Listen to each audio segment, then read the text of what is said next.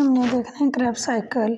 Krebs cycle को हम tricarboxylic acid भी कहते हैं और इसके अलावा ट्राइसिट्रिक एसिड साइकिल भी कहते हैं।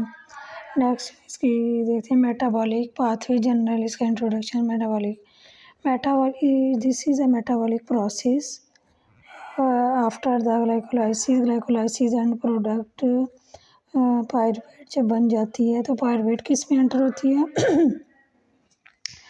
सिट्रिक एसिड साइकिल और क्रैब साइकिल में एंटर होता है पायरुवेट।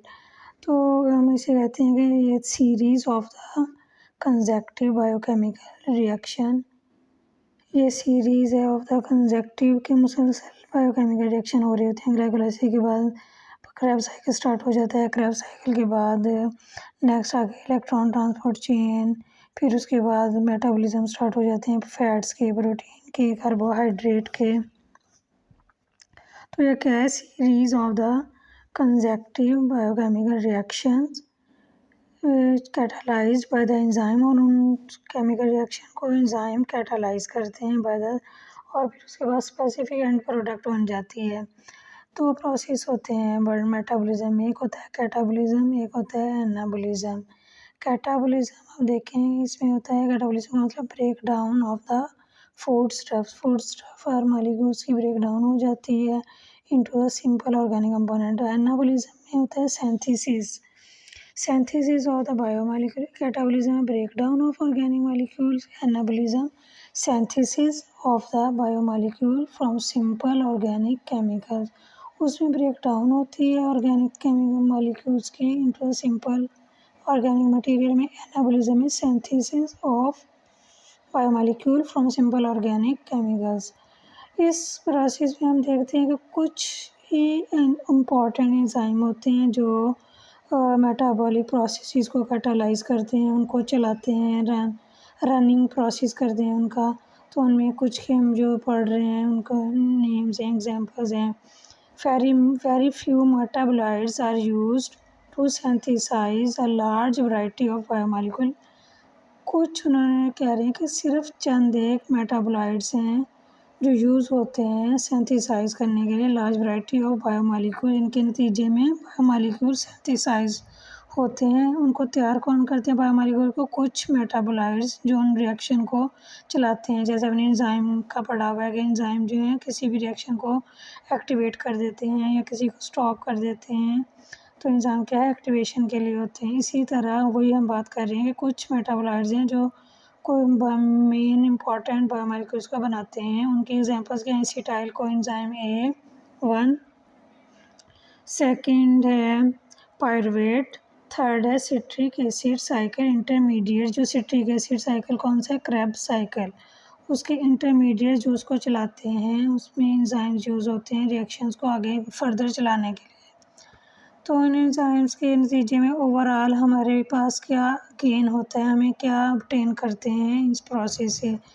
इसमें ओवरऑल व्यू है इसका कि कुछ ATP बनते हैं, इसके अलावा NADH बनता है, कुछ FADH2 एंजाइम्स बनते हैं।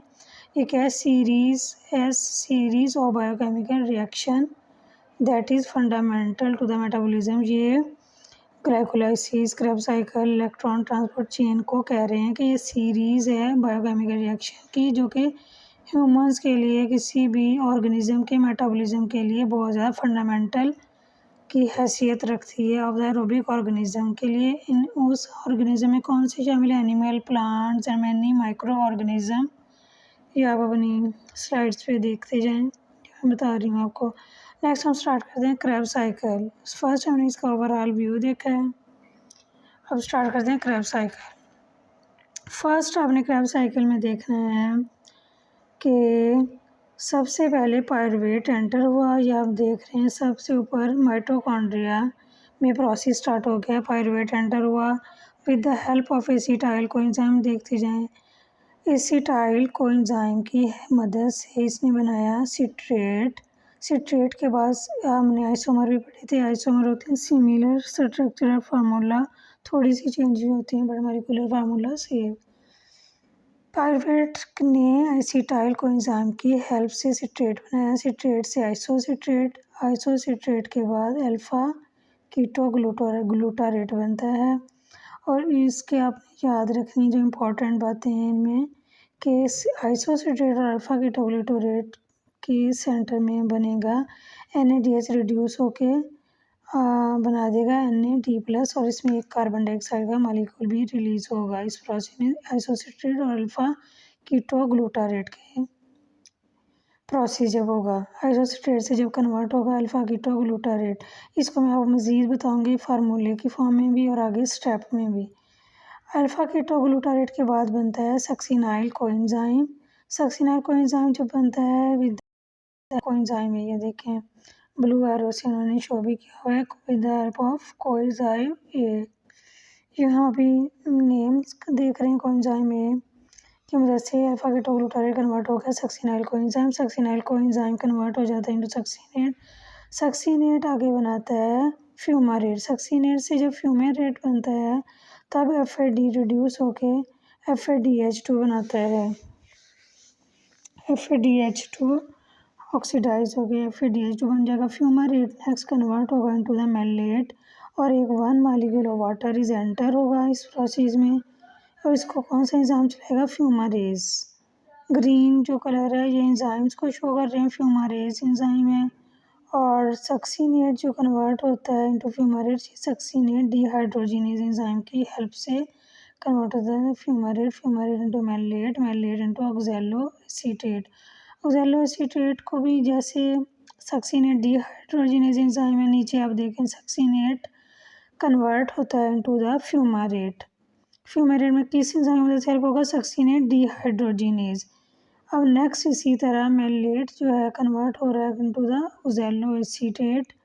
ऑक्सैलो एसीटेट में ये कन्वर्ट होगा with the help of maleate dehydrogenase enzyme की हेल्प से। ऑक्सैलो एसीटेट नेक्स्ट आगे फर्दर वही स्टेप साइकिल है, तो साइकिल रिपीट हो रहा है कि ये साइकिल चलता रहेगा। ऑक्सैलो एसीटेट एसीटाइल को एंजाइम से मिलेगा और इसमें 4 कार्बन के मॉलिक्यूल्स होंगे।